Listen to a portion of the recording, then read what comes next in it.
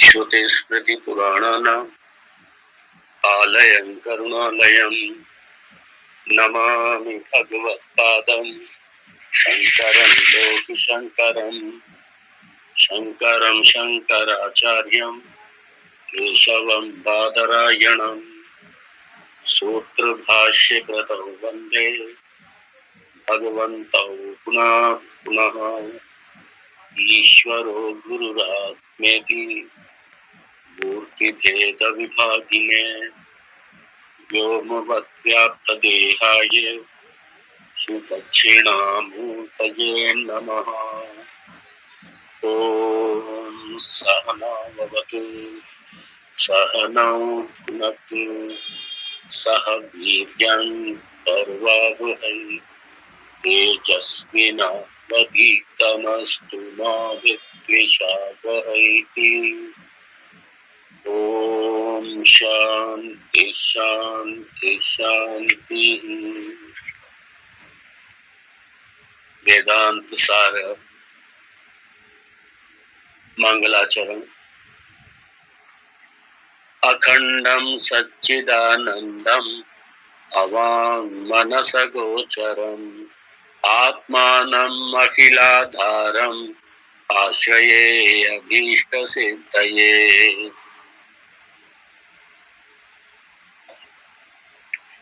मंत्र या पैराग्राफ 39 39। चार्वाकः तु स वा एष पुरुषः अन्नरसमयः इत्यादि श्रुतेः प्रदीप्तगृहात् स्वपुत्रं परित्यज्य अपि स्वस्य निर्गम अदर्शनात् स्थूलोऽहं कृशोऽहम् इत्यादि अनुभवाच्च स्थूल शरीरम् आत्मा इति वदति।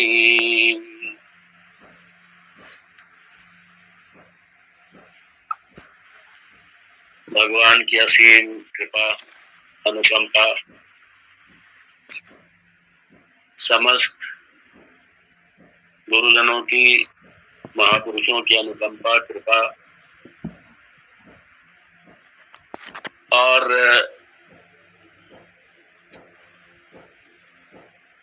इस कलिकाल में भगवान की बड़ी महती कृपा से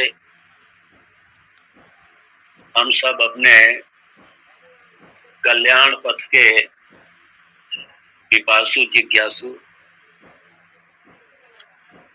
और भगवान की ही असीम कृपा से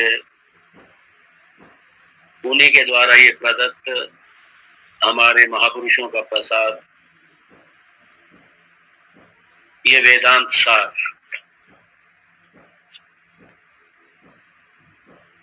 जिसके माध्यम से, जिसके श्रवण से, मनन से, निधिध्यासन से हम अपने उस चरम लक्ष्य को, उस परम पद को पाने के लिए इस समय यहाँ एकत्रित हुए हैं। सबसे पहले तो मैं आप सभी का अभिनंदन करता हूँ और एक मुझे लगता है काफी अंतराल के बाद पुनः इस शास्त्र में हम पुनः प्रवेश कर रहे हैं। पिछले जो मेरा अंतिम सत्र था उसमें जहां तक मुझे याद है यही चारवाक दर्शन या हम क्या भौतिकवादी, मैटेरियलिस्टिक अप्रोच, जो कि आज भी विश्व के बहुत बड़े विश्व की एक बहुत बड़ी आबादी का मत, जो यही समझते हैं कि मैं मतलब ये शरीर, वो शरीर को ही मैं समझता। और ये मैं को ये शरीर समझने वाले ये सिर्फ ये वर्तमान के भौतिकवादी नहीं है, ये हमारे अपने भारत में ही। और ये दर्शन तो आज का थोड़ी है, ये दर्शन ये चाहे अगर हम मटेरियलिस्टिक नाम दें तो ये तो चाहिए रशिया के, चाइना के, या जो वेस्ट के, पश्चिम के जो चिंतक हैं, विचारक हैं, ये तो भी बिल्कुल नए हैं। हमारा तो सतयुग में भी सतयुग में भी कोई सब आत्मवादी थोड़ी थे, वेदांती थोड़ी थे। उस समय भी चार वाक थे, ये भौतिकवादी उस समय भी थे। रावण इसका प्रतीक है। रावण क्या, ये भौतिकवादी तो है, चार वाक ही है, ये शरीर मैं हूं। भले ही रावण ने वेदों का अध्ययन किया होगा लेकिन अगर वेदांत उसके उतरा होता या वेदांती होते रावण या उसके कुल के लोग, तो ये स्थिति नहीं होती, असुरी नहीं होता।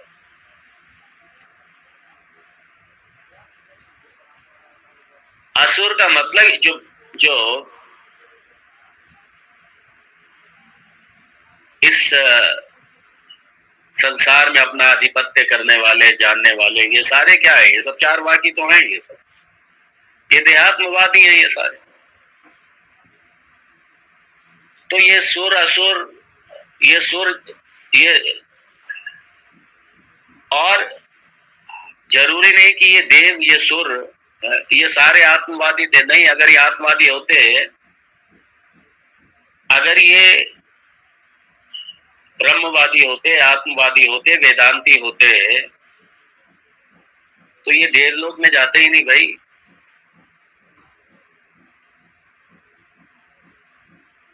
तो इस पूरे जगत के जितने भी लोग हैं, ब्रह्मलोक तक चाहने वाले, ये देखा जाए तो सारे के सारे चार वाक्य। क्योंकि देहात्म सुख, और क्यों देहात्म सुख, क्योंकि ये देह मैं हूं, बस ये देह ही मैं हूं। इंद्रिय सुख, विषय सुख, देह सुख। इसलिए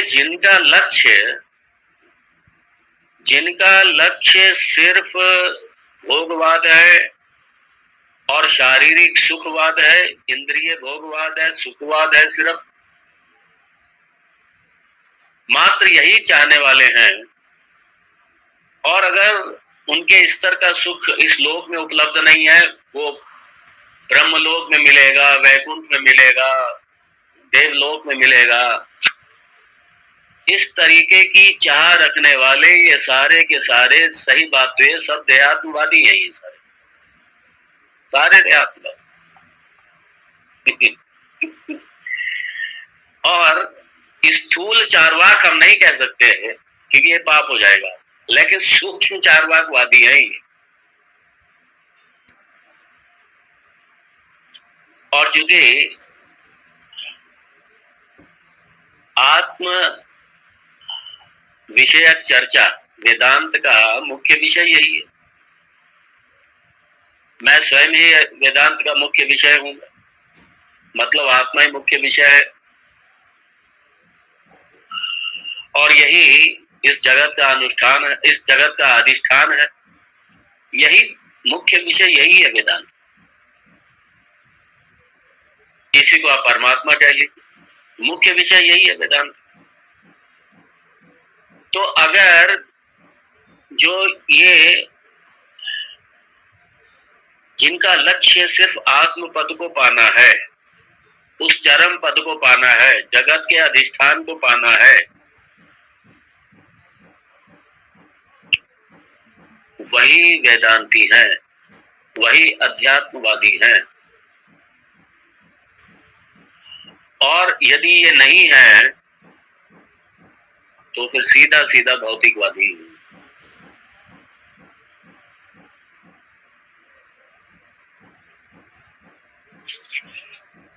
बस इतना जरूर है कि देहात्मवादी और जिनका लक्ष्य सिर्फ भौतिक सुख प्राप्ति या इंद्रिय सुख प्राप्ति है, उसमें भी उसका भी वर्गीकरण दो रूपों में किया जा सकता है, एक धर्मवादी, दूसरे अधर्मवादी। एक धर्म के साथ में उसको पाना चाहते हैं, नैतिकता के साथ में पाना चाहते हैं, सत्य के साथ में पाना चाहते हैं, मानवीय मूल्यों को जी करके पाना चाहते हैं, और दूसरी तरफ येन केन प्रकारेण कैसे भी हो बस उनको मिलना चाहिए, अधर्मवादी। तो धर्मवादी मान लीजिए देव हो गए और अधर्मवादी असुर हो गए।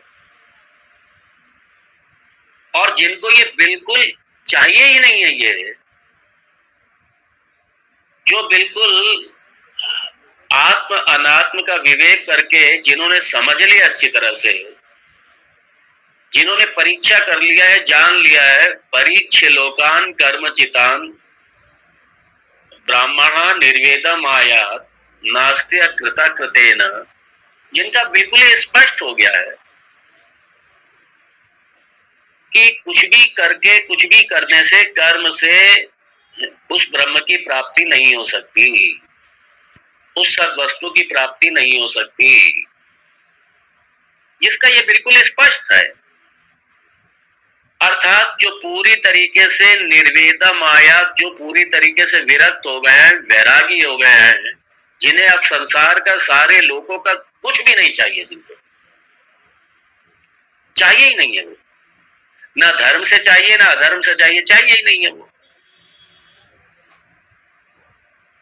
ऐसे जो जिज्ञासु हैं, ऐसे जो विरक्त हैं, वो उनका विषय है ये वेदांत। जो इस तरीके से आत्म वस्तु को ही सिर्फ पाना चाहते हैं, अर्थात जानना चाहते हैं।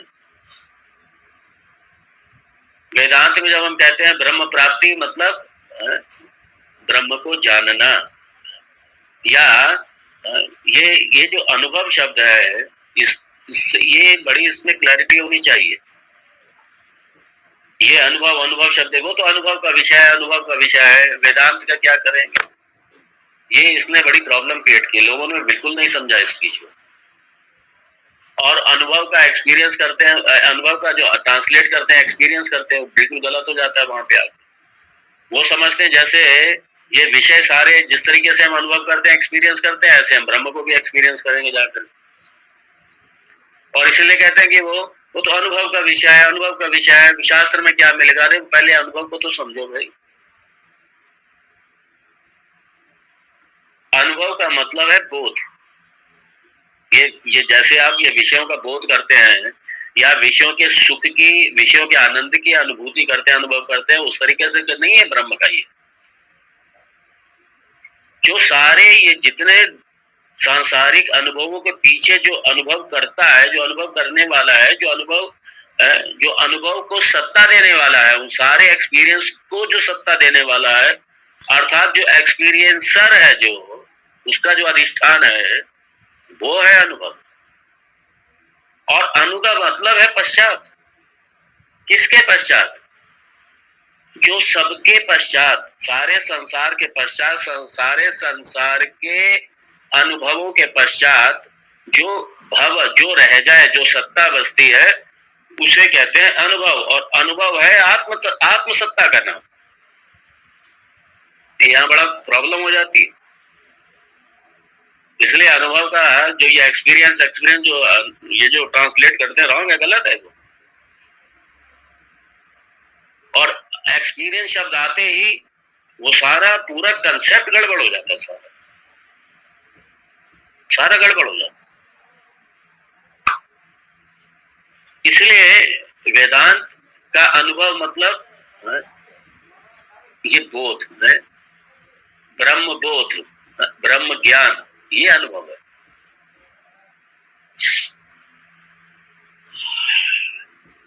और ब्रह्म ज्ञान कौन सा ज्ञान? ये जो उपनिषद में रखा हुआ वो ज्ञान नहीं, जो आपने जिस ब्रह्म तत्व का बोध कर लिया, जो उस आत्म तत्व का, उस ब्रह्म तत्व का जो आपने अपने मैं के रूप में बोध कर लिया, इस जगत के रूप में बोध कर लिया, ये जो बोध गम्य है, ये अनुभव है। ये जो अंतिम सत्ता सिर्फ ज्ञान, जहां पे अबाधितम ज्ञानम, जब वो आत्म सत्ता, वो सारे जगत का अधिष्ठान, जहां पर मैं अहम अहम वृत्ति भी जहां पर उदित हो रही है, उस तत्व को, वो तत्व अनुभव आया, वो तत्व, उस तत्व में आप जब रम गए, वो अनुभव है। एकमेव अद्वितीयम ब्रह्मा, इसका बोध जो है, ये अनुभव है। इसलिए एक्सपीरियंस ने बड़ी प्रॉब्लम की है। अनुभव का अंग्रेजी में कोई अनुवाद ही नहीं है। मोक्ष का भी ऐसे अंग्रेजी में कोई अनुवाद नहीं है। वो जो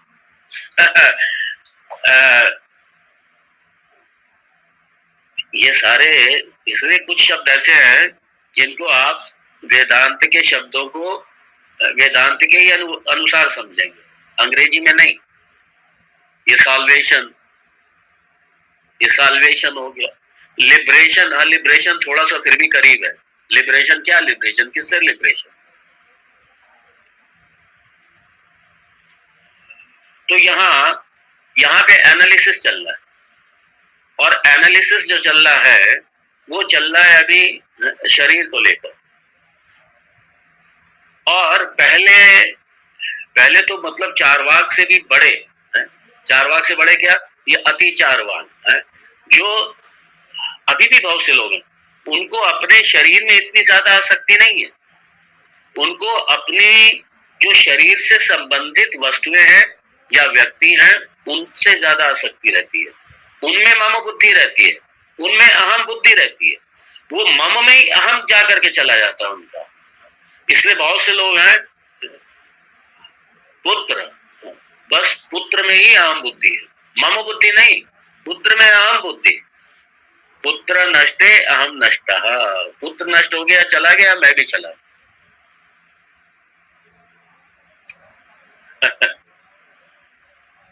और कोई वस्तु है चली गई, बहुत से मैंने देखा, अगर कार पे स्क्रैच लग जाए तो ऐसे लगता है कार में स्क्रैच नहीं लगा, उनके दिल में स्क्रैच लग गया। मेरा मतलब ये नहीं है कि आप अपनी कार की सुरक्षा ना करें, नहीं।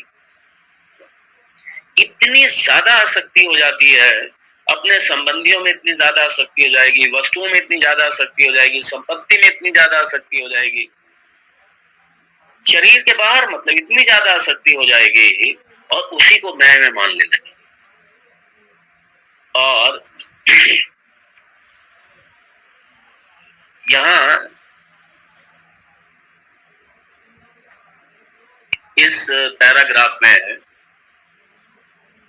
शास्त्रकार ने उसको निगेट किया है, बाधित किया उसको।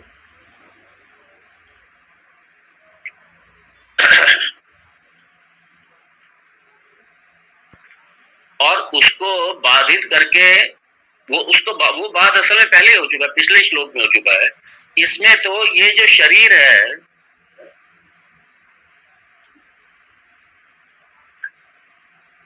ये शरीर, ये मैं आत्मा हूं।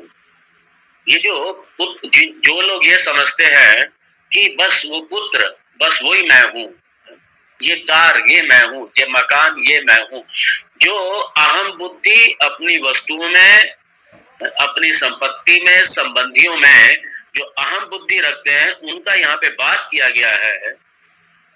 और उनका बात करके इसमें क्या सिद्ध किया है उसने? चारवाक है ना, भौतिकवादी है, शरीरवादी है ये। तो इसमें अब आइए देखें श्लोक में,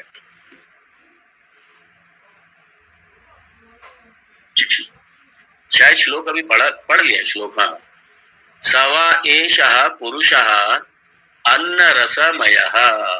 अब वो कह रहा है नहीं नहीं नहीं नहीं, जो पुत्र है वो अहम नहीं है, वो मैं नहीं हूं, ये शरीर मैं हूं। क्यों शरीर मैं हूं?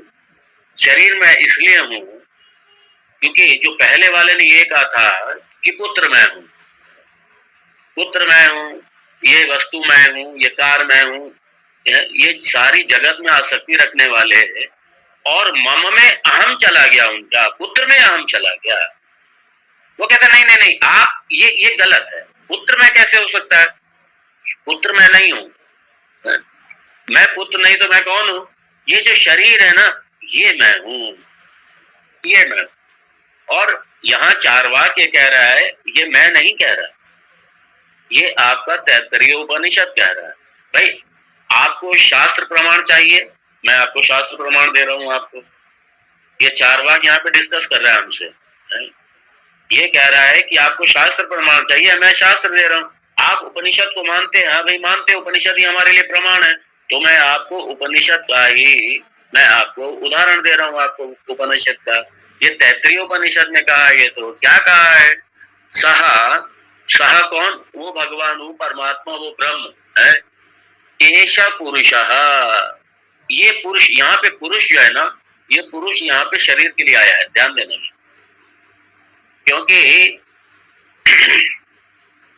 अब पुरुष विष्णु के लिए भी आया है, भगवान के लिए आया है, पुरुष इस देह के लिए भी आया हुआ है। यहाँ पे जो पुरुष शब्द है वो देह के लिए आया हुआ है यहाँ। और वो कह रहा है कि वो जो परमात्मा, एषा पुरुषः, ये एषा पुरुषः, ये जो शरीर है ना, ये पुरुष, ये शरीर, ये यहाँ पे ये आपका तैत्तरीय कह रहा है कि यही परमात्मा है।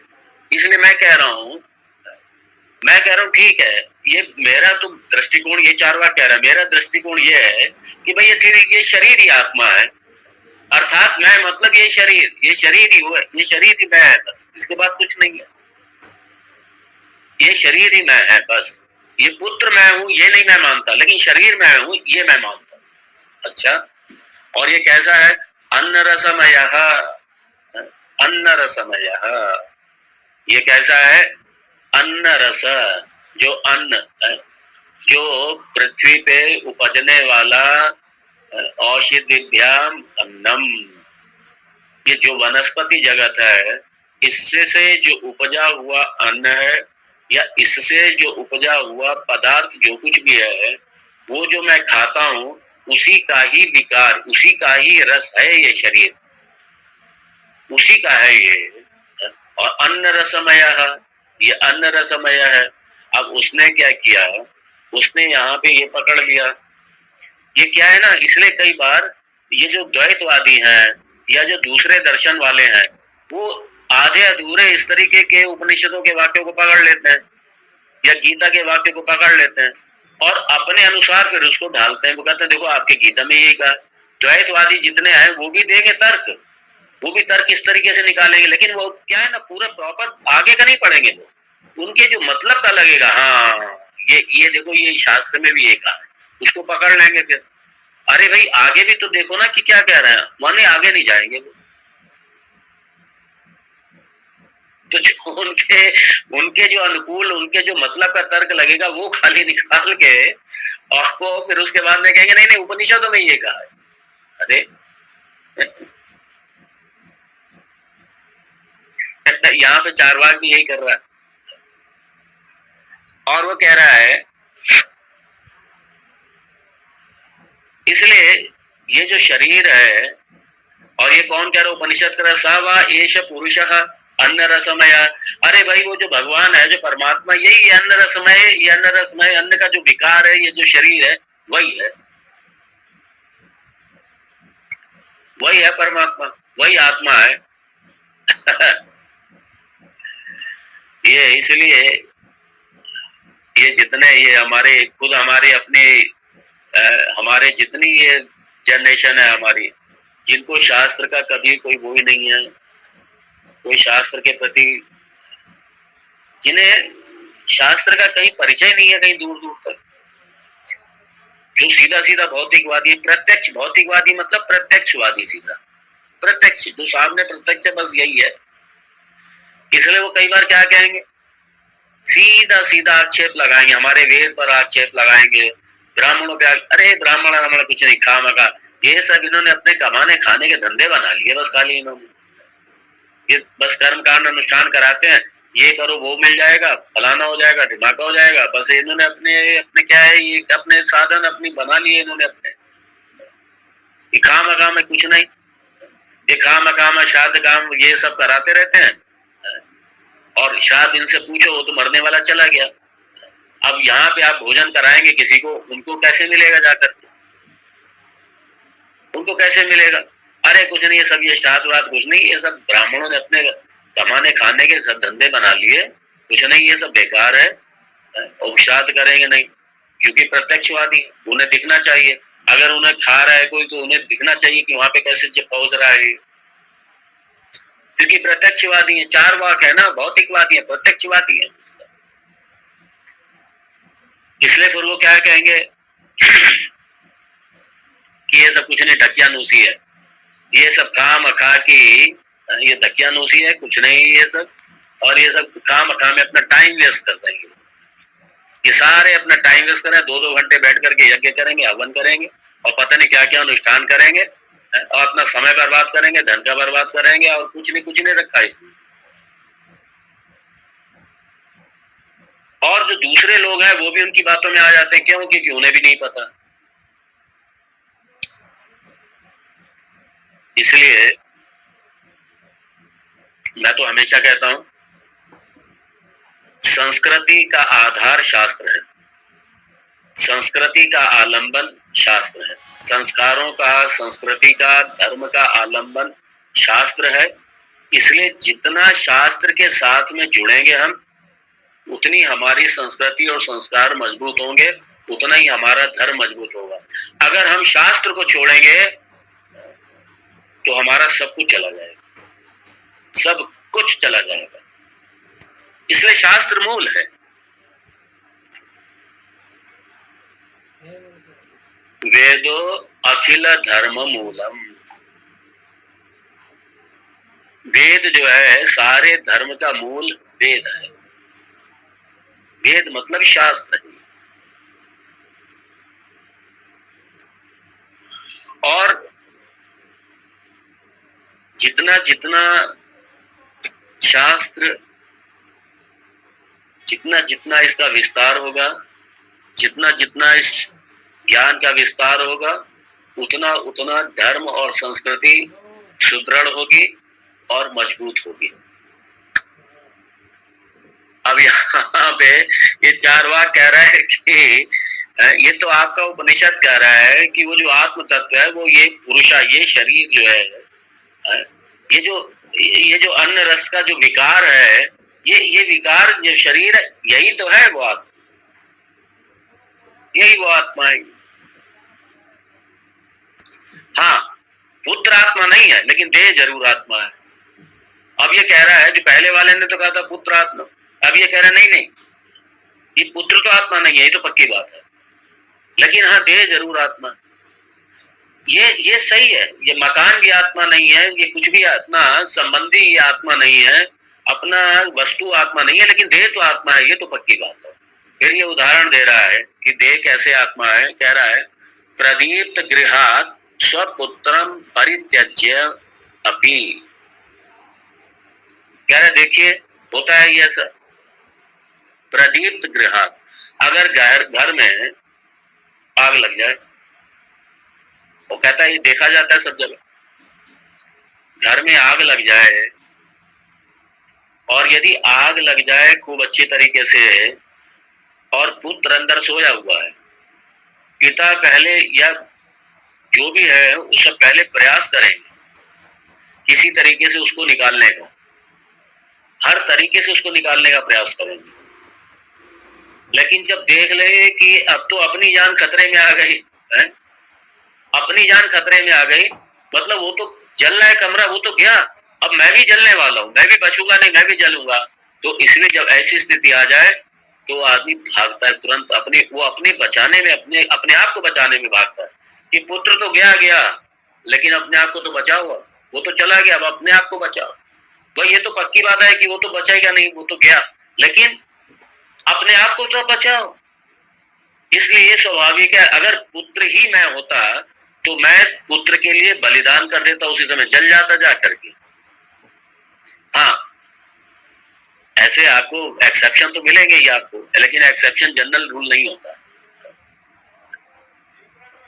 तो जैसे ही पता चला कि नहीं अब तो अपने आप गए, स्वस्य निर्गम दर्शनात्, स्वस्य अपने आप का स्वयं का निर्गम दर्शनात्, किसी तरीके से बच करके बस निकल गए, अपने आप बच के किसी तरीके से निकल गए, और निकल करके अपने आप जैसे कैसे बचा लिया,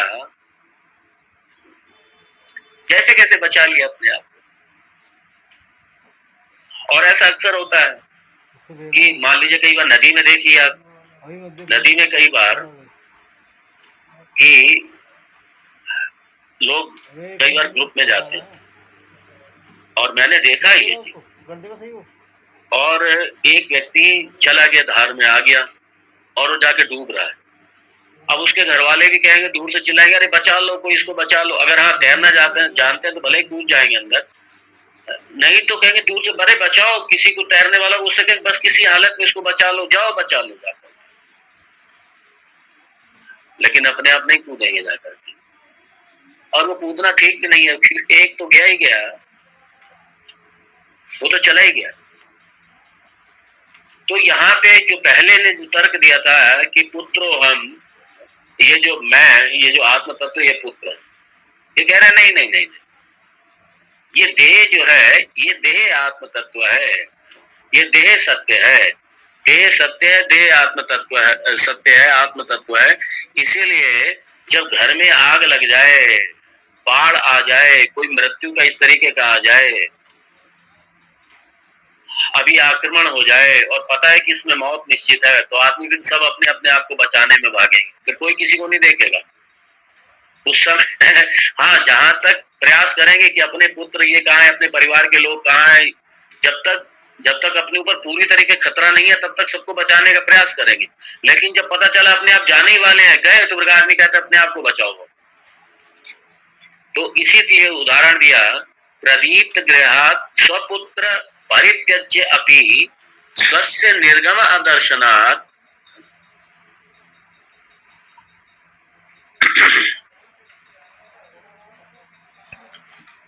तो जैसे देखा कि स्वयं अपने आप को किसी तरीके से बचा लिया, बच गए, अब भागो यहां से निकल के, क्यों, अपने आप ही चले जाएंगे। तो इससे ये स्पष्ट है कि ये पुत्र नहीं हूं मैं, ये वस्तु मैं नहीं हूं। जहां जहां आसक्ति है, ये मम तो हो सकता है लेकिन अहम नहीं हो सकता, मम अहम नहीं हो सकता। तो लेकिन अहम क्या है यहाँ पे, ये जो शरीर है, जो स्थूल देह है, ये मैं हूं। और वो कह रहा है देखिए आपके में व्यवहार, ये तो मैंने आपको श्रुति का उदाहरण दिया था, मैंने पहले आपको तैत्तरीय को, सा एव एष पुरुष अन्न रसमय, अब कहने लगा मैं आपको व्यवहारिक दे रहा हूं। बोले अक्सर व्यक्ति ये कहता रहता है, शरीर जो है अगर स्थूल मोटा है, खूब तगड़ा है, तो कहेगा स्थूलो हम, मैं मोटा हूं।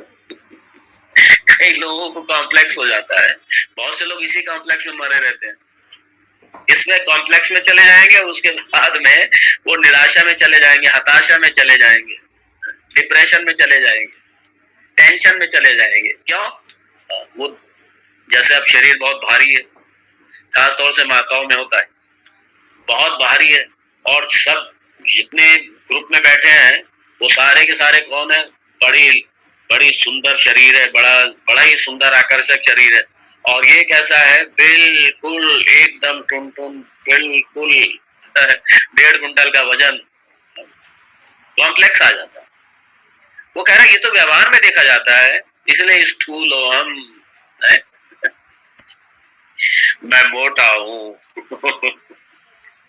कुछ लोगों का बिल्कुल वो सैटे के जैसे पतले होंगे, बिल्कुल मांस नहीं होगा उनके जिस्म पे। मैंने ऐसे कई बार देखा किसी को कि जैसे बिल्कुल एकदम हड्डी का ढांचा खड़ा है ही नहीं, शरीर में कुछ है ही नहीं, मांस ही नहीं है, और वो कहता है कृशो हम, मैं तो बिल्कुल पतला दुबला हूँ। एक कह रहा है मैं बहुत मोटा हूँ, दूसरा कह रहा है मैं तो पतला दुबला हूँ। कृशोहम इत्यादि एटसेट्रा एटसेट्रा। ऐसे कितने हैं, मैं मोटा हूं, मैं लंबा हूं, मैं काना हूं, मैं काना हूं, मोटा हूं, लंबा हूं, गोरा हूं, पता नहीं कितने कितने। इस देह में इतनी ज्यादा, देह को इतना ज्यादा मैं मानने वाले हैं कि देह पर ही पूरी तरीके से अहम बुद्धि, देह तक, इसके बाद नहीं।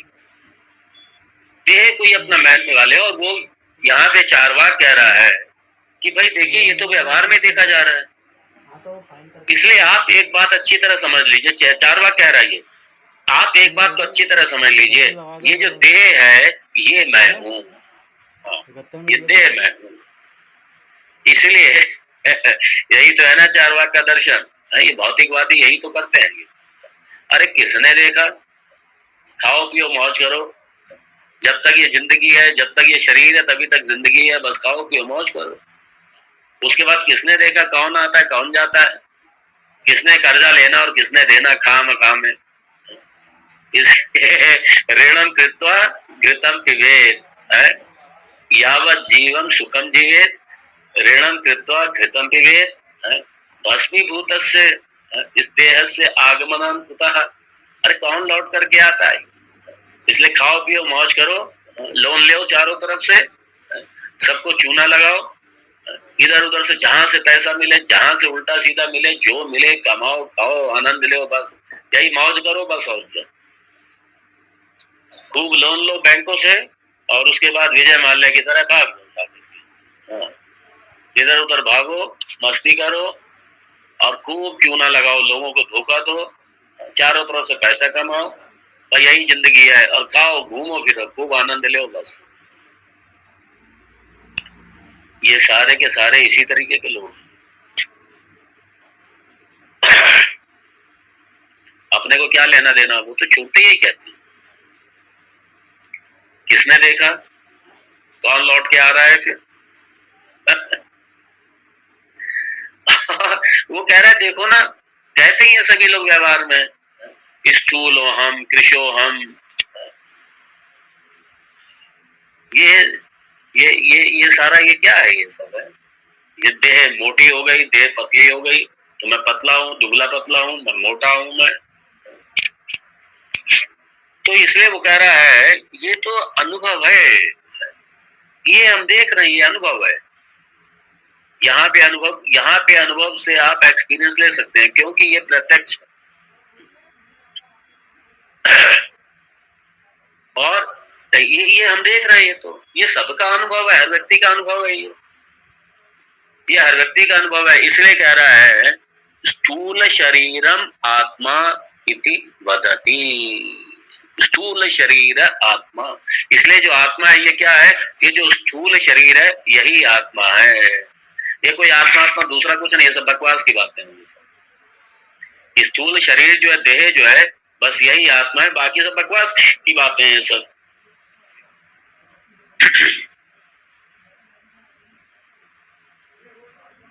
तो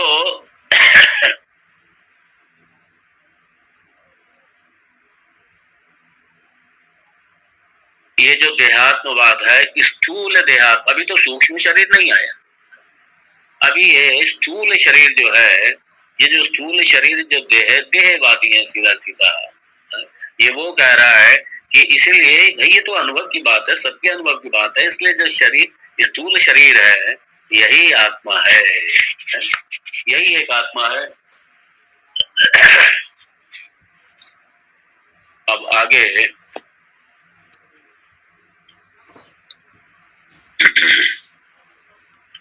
एक दूसरे चार वाक्य हैं, क्योंकि सूक्ष्म शरीर तक ये अभी इंद्रियों का है।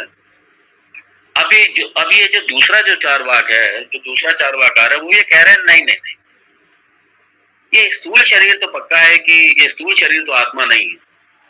क्यों स्थूल शरीर आत्मा नहीं है? अब वो कह रहे हैं इंद्रियां आत्मा है, इंद्रियां आत्मा है, स्थूल शरीर तो आत्मा नहीं है लेकिन इंद्रिय आत्मा है।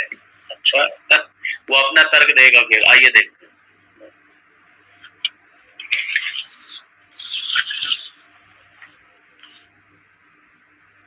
अपरः चार्यवाकः तेह प्राणाः प्रजापतिं पितरम् इति ऊचुः इत्यादि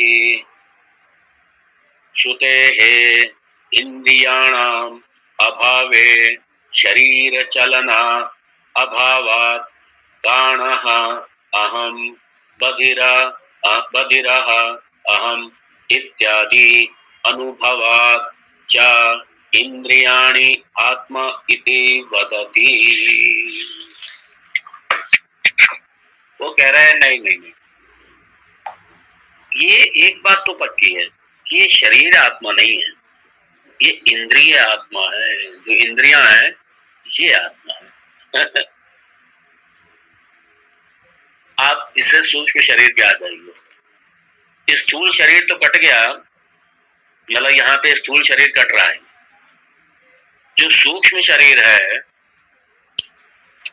अब वो कह रहे हैं सूक्ष्म शरीर आत्मा है, स्थूल शरीर तो आत्मा नहीं, सूक्ष्म शरीर जरूर आत्मा।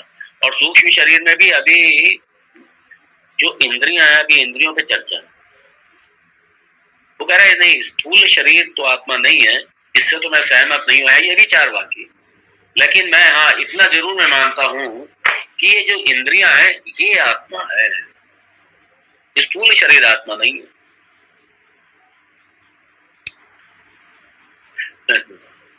और वो कह रहा है जो दूसरा ये भौतिकवादी चारवादी, वो कह रहा है कि इंद्रियाणि आत्मा इति वदति। आखिर में देखिए, इंद्रियाणि जो इंद्रियां हैं ये आत्मा है। कैसे आत्मा है ये, अब इसी को क्लियर कर रहा है। इंद्रियाणि यहाँ पे ज्ञान इंद्रिय कर्म इंद्रिय। अब वो कह रहा है कि यहाँ पे जो इंद्रियां वो आत्मा है।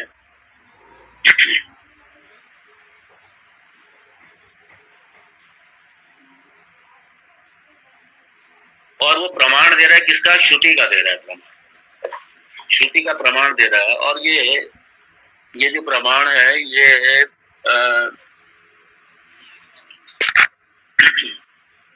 ये छांदोग्य का यहाँ पे प्रमाण दे रहा है। यहाँ पे जो प्राणा है, ये प्राणा यहाँ पे इंद्रियों के लिए है ना, ये इंद्रियों के लिए है, क्योंकि छांदोग्य में आता है ना, ये छांदोग्य में आता है कि ये सारी इंद्रियां अपनी अपनी श्रेष्ठता को सिद्ध करने के लिए, ये अपनी अपनी श्रेष्ठता को सिद्ध, क्योंकि सबने कहा मैं श्रेष्ठ हूँ, एक ने कहा मैं श्रेष्ठ हूँ, दूसरे ने कहा मैं श्रेष्ठ हूँ, तीसरे ने कहा मैं श्रेष्ठ हूँ। तो इसलिए सारी अपनी अपनी श्रेष्ठता को सिद्ध करने के लिए ये किसके पास गए, ये ब्रह्मा जी के पास गए कि आप ये सिद्ध कीजिए थोड़ा कि हम में कौन श्रेष्ठ है, ये आप ही सिद्ध कीजिए। आप बताइए कौन श्रेष्ठ है।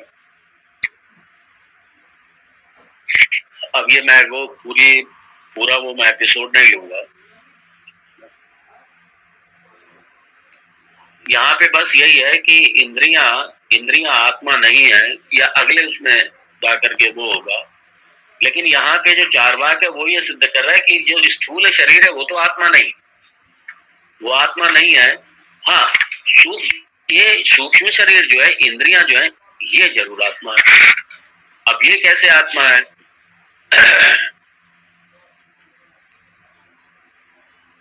और यहाँ प्राण का मतलब तेह प्राणाः, ये प्राणाः यहाँ पे इंद्रिय। तो ये सारी जो इंद्रियां हैं, प्रजापतिम पितरम इति ऊचुः,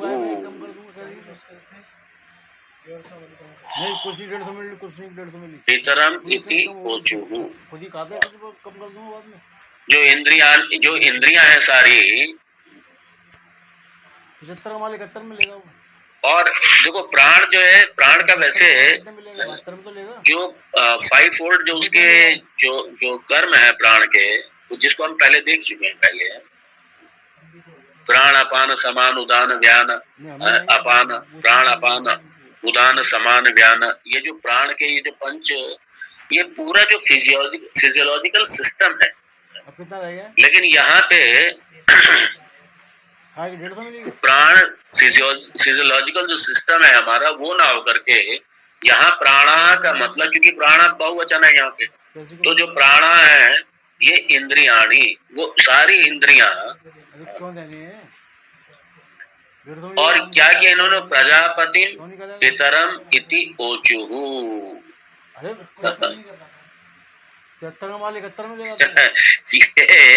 ये डिबेट हो रहा है इंद्रियों का है एक दूसरे पे श्रेष्ठता सिद्ध करने के लिए ये डिबेट चल रहा है इंद्रियों का। और जब इनका आपस में नहीं बैठ पाए, श्रेष्ठता नहीं सिद्ध हुई, कोई किसी को मानने को तैयार नहीं, तो सबने कहा ठीक है चलो चलो ब्रह्मा जी के पास चलो, प्रजापति यहाँ पे ब्रह्मा जी है, प्रजापति के पास चलो, ब्रह्मा जी के पास चलो। तो ब्रह्मा जी के पास निर्णय के लिए गए। अब यहाँ पे बस इसी को यहीं तक रखो इसको ये जो आख्यायिका है, अगर आप लोगों ने सुना, छांदोग्य आप लोगों ने सुना होगा, तो ये आई होगी आख्या। एनीवे,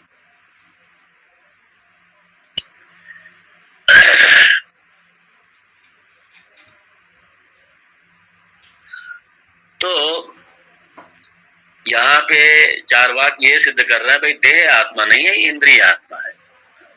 और इंद्रिय और देह आत्मा क्यों नहीं है, अब उसके लिए आगे बताया कि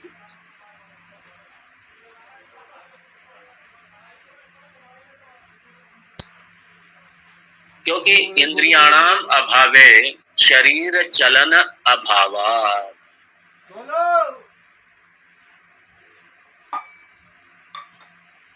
जब इंद्रियां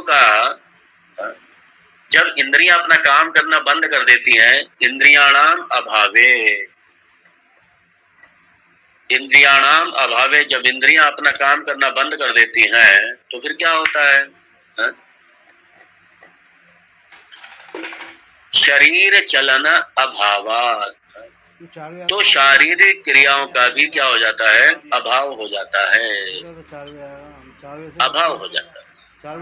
जैसे इंद्रियों ने काम करना बंद किया, देखिए जिस समय निद्रा में जाते हैं हम या मूर्छावस्था में जाते हैं, तो उस समय क्या होता है, इंद्रियां काम अपना करना बंद करती है। और जब इंद्रियां काम करना बंद कर देती हैं, तो शरीर भी कैसे निढाल पड़ा रहता है, बिल्कुल। सुषुप्ति में क्या होता है सारी इंद्रियां, चूंकि सूक्ष्म शरीर अव्यक्त में चला गया, तो जब सूक्ष्म शरीर अव्यक्त में गया, सारी इंद्रियों का जो व्यापार है समाप्त हो जाता सारा। और इसलिए वो उदाहरण दे रहा है कि भाई इंद्रियाणाम अभावे, इंद्रियों का अभाव हो गया, और जब इंद्रियां जागृत हैं तो शरीर काम कर रहा है, इंद्रियां चल रही हैं, सारी इंद्रियां काम कर रही हैं, तो शरीर काम कर रहा है। तो इसलिए इंद्रियां ही क्या है, आत्मा है। इंद्रियाणाम अभावे शरीर चलन अभावात्। और फिर वो कह रहा है कि ये तो एक उदाहरण हो गया। दूसरा देखिए ना, व्यवहार में होता है कि आंख काम नहीं करती तो कहेंगे कानो हम, कान काम नहीं करते, श्रवण शक्ति काम नहीं करती तो बधिर हम, कानो हम बधिरो हम मैं बहरा हूँ, मैं काना हूँ, मैं लूला हूँ, मैं लंगड़ा हूँ। तो इसलिए ये क्या है, स्थूल शरीर मैं नहीं हूँ, मैं क्या हूँ, ये जो ये इंद्रियां हैं, ये इंद्रियां मैं हूँ, ये इंद्रियां मैं हूँ। और इसलिए जो इंद्रियां हैं यही आत्मा है, इंद्रियां ही आत्मा है। स्थूल शरीर तो आत्मा नहीं है, लेकिन इंद्रियां आत्मा है। ये बोले, ये तो साफ बड़ा स्पष्ट है।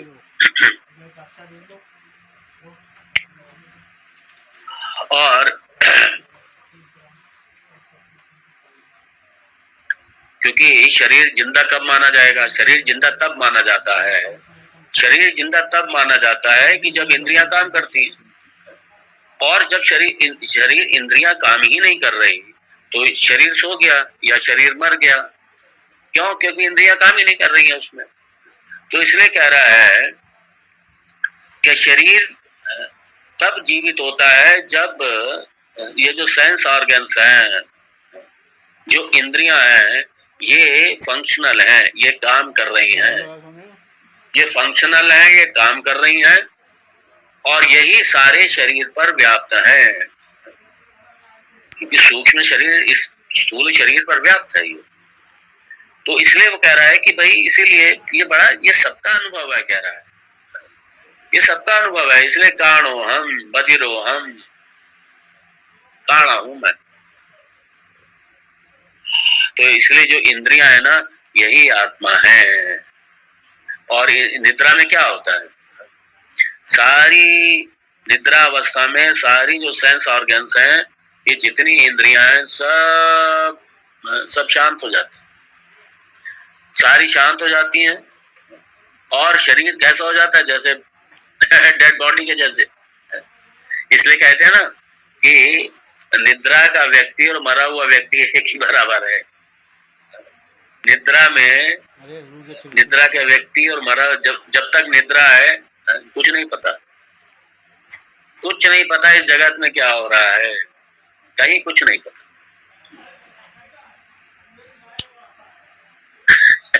इसलिए निद्रा में कई बार व्यक्ति सो रहा होता है और सांप जिसे आदमी के दूर से देख करके प्राण निकल जाए, बिल्कुल एकदम पास में अगर आ जाए तो आदमी कहता है अरे बाप रे काल आ गया, ये क्या आ गया। और कई बार निद्रा में उसके ऊपर से चला जाता है और वो सोया रहता है। ऐसा आप लोग देखेंगे कई बार। अब तो ये सोशल मीडिया का जमाना है, कई बार इस तरीके के आ जाते हैं कि व्यक्ति सो रहा है और नाग भी उसके ऊपर से बिल्कुल ऊपर क्रॉस कर गया, चलता चला गया, निकल गया उसके ऊपर से जा करके, उसे पता ही नहीं, निकल गया उसके ऊपर से। क्या वो वैसे अलाउ करेगा कि मैं ऊपर से निकल जाऊँ? नहीं, क्योंकि निद्रा में उसे कुछ पता नहीं। वो तो बाद में दूसरा व्यक्ति कोई बताता है, अरे अरे अरे तुम्हें नहीं पता क्या हुआ था, तुम सो रहे थे, तुम्हारे ऊपर से बहुत मोटा एक ब्लैक बिल्कुल काला नाग कोबरा तुम्हारे ऊपर से चल के पार कर गया, निकल गया, कुछ पता ही नहीं चलता। इसलिए कई बार ऐसा होता है कि हम सामने कुछ देख रहे हैं, सामने हमारे दृश्य चल रहा है, लेकिन अब हमारी कहने को तो आंख हमारी खुली हुई है, लेकिन हमारा बिल्कुल कोई कनेक्शन ही नहीं है, पता ही नहीं कहाँ क्या चल रहा है। आंख खुली हुई है बस, पता ही नहीं चलता कहाँ क्या चल रहा है।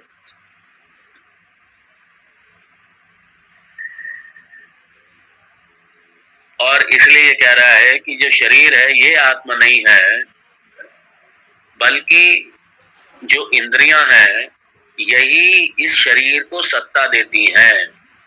इसलिए शरीर आत्मा नहीं है, ये इंद्रियां ही आत्मा है। इसलिए इंद्रिया आत्मा है। ये उसने अपना लॉजिक दिया और कहा इंद्रियाणाम अभावे शरीर चलन अभावा,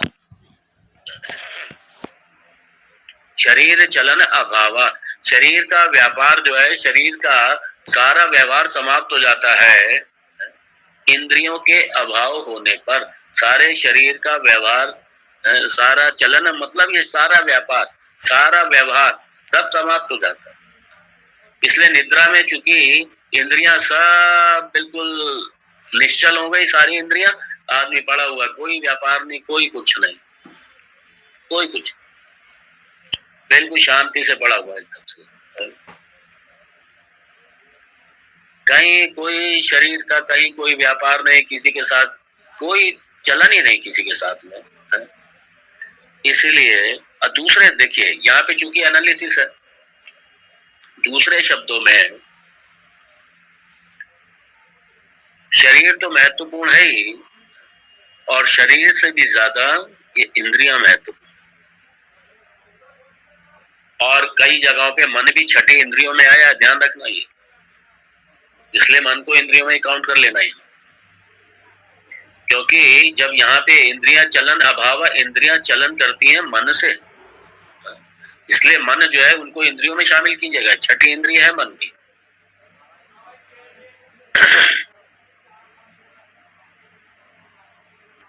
तो जो पिछले मंत्र में कहा था कि शरीर आत्मा, अब यहाँ पे उसको रिफ्यूट कर दिया, उसको बात कर दिया, उसको काट दिया, और लॉजिकली काटा है यहाँ पे। लेकिन ये शास्त्रकार कह रहे हैं बड़ा स्पष्ट, क्योंकि जब तक आत्मा आत्मा सत्यम अनंतम ज्ञानम अनंतम, सत्यम ज्ञानम अनंतम आत्मा, जब तक ये चीज स्पष्ट नहीं होगी तब तक इससे पहले जितना भी है ये सब अनात्मा में आता है।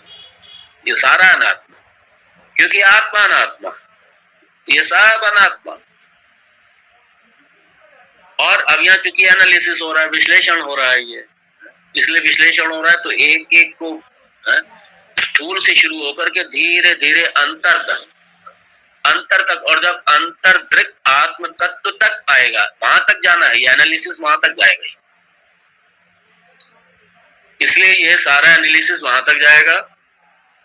और अभी क्या है, इसलिए इंद्रियां तक आए यहाँ पे कि भाई नहीं, शरीर तो नहीं है आत्मा, लेकिन हाँ इंद्रिय जरूर आत्मा है। इसलिए यहाँ पे कहा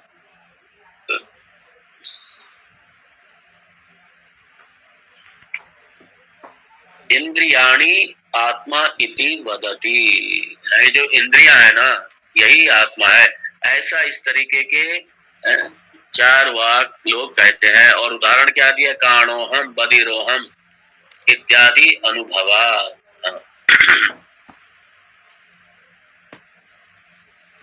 क्योंकि ये व्यवहार में होता ना, कई बार जैसे आंख मान लीजिए काम नहीं कर रही, तो ये नहीं कहेंगे कि मतलब आंख अंधी है, आंख को नहीं दिख रहा, आंख अंधी है, नहीं कहेंगे मैं अंधा हूं, मैं अंधा हूं, मैं बहरा हूं मैं। अरे भाई कान से नहीं सुन रहा है तो आप कैसे बहरे हो गए? आप थोड़ी बहरे हो गए, कान बहरा हो गया, आंख अंधी हो गई। लेकिन व्यवहार में क्या कहते हैं, ये उसने तर्क से दिया।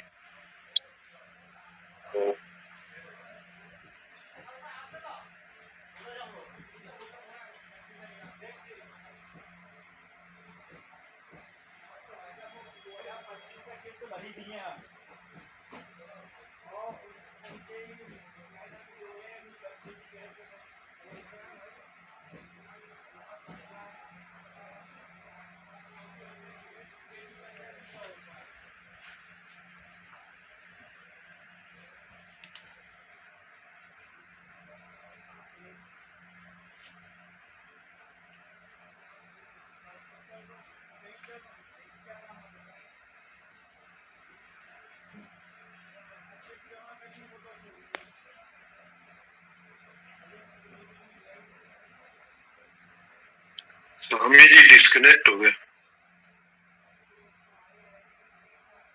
आ गया किसी का माइक खोल, हाँ फोन आ गया किसी का, गड़बड़ हो गया। तो कह रहा है कि भाई व्यवहार में होता है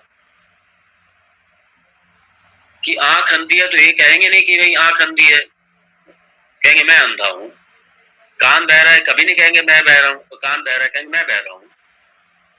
तो इसलिए ये व्यवहार में बोला देखा जाता है। इसलिए एक बात स्पष्ट है, वो कह रहा है कि भाई शरीर तो मैं नहीं हूं, ये तो पक्का है, पुत्र भी मैं नहीं हूं, शरीर भी मैं नहीं हूं। पुत्र मैं नहीं, पुत्र मतलब उपलक्षण है। ये सारा जहां जहां आसक्ति है हमारी, जहां जहां मम बुद्धि है, उसको जो मैं आम मान लेता हूं, मैं मान लेता हूं, वो तो है ही नहीं, मैं वो आत्मा नहीं है। और अब वो का शरीर भी आत्मा नहीं है। यहाँ पे कह रहे हैं इंद्रियां तो आत्मा है ही। देखो एक बात होता है, काना और अंधा, इसमें एक फर्क समझ लीजिए। काना मतलब एक आंख खराब है, और अंधा मतलब दोनों आंखें खराब है। अंधा मतलब दोनों आंखें खराब है, काना मतलब एक आंख खराब है। और वो कह रहा है ये अनुभव है। तो इंद्रियाणि आत्मा इति वदन्ति, इति वदति। ये जो इंद्रियां हैं ये आत्मा है, ये आत्मा है।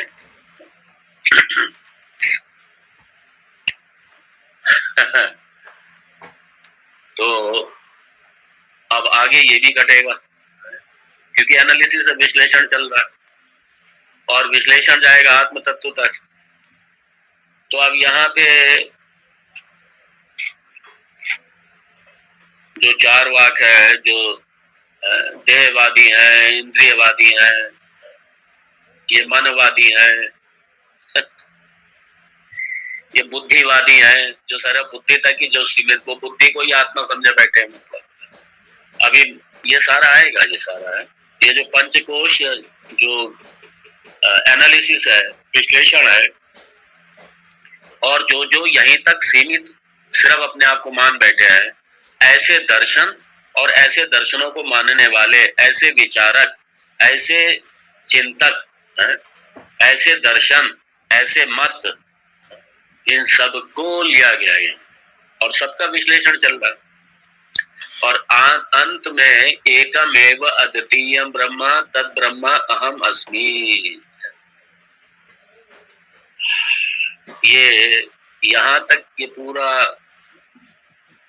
इसलिए वेदांत का जो फाइनल एनालिसिस है वो यही है, इदम सर्वम आत्ममयम, इदम सर्वम अहम एव इदम सर्वम, अहमेव इदम सर्वम।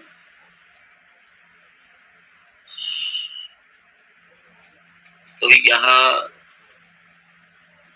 इदम सर्वम ब्रह्ममयम, इदम सर्वम आत्ममयम, नेह नानास्ति किंचन, नेह नानास्ति किंचन, आत्मा एव अद्वितीयम, ब्रह्म एव अद्वितीयम।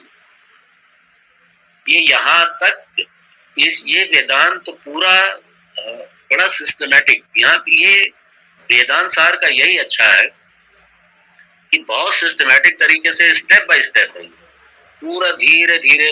देखिए तत्वबोध में ये है, लेकिन तत्वबोध में इतना विस्तार से नहीं है। ये तत्वबोध का ही एक तरीके से और भी ज्यादा विस्तार है, ये तत्वबोध का विस्तार।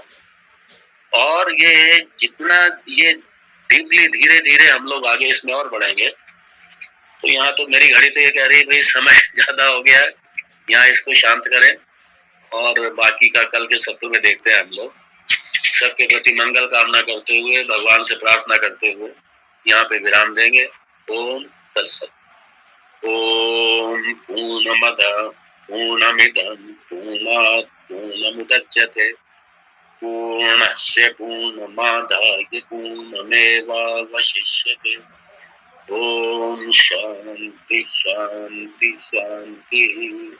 शंकरं शंकराचार्यं केशवं बादरायणं सूत्र भाष्य कृतौ वंदे भगवन्तौ पुनः पुनः। ईश्वरो गुरुरात्मेति मूर्तिभेद विभागिने व्योमवद्व्याप्त देहाय दक्षिणामूर्तये नमः। ओम शांति शांति शांति। हरि ओम श्री गुरुभ्यो नमः। हरि ओम।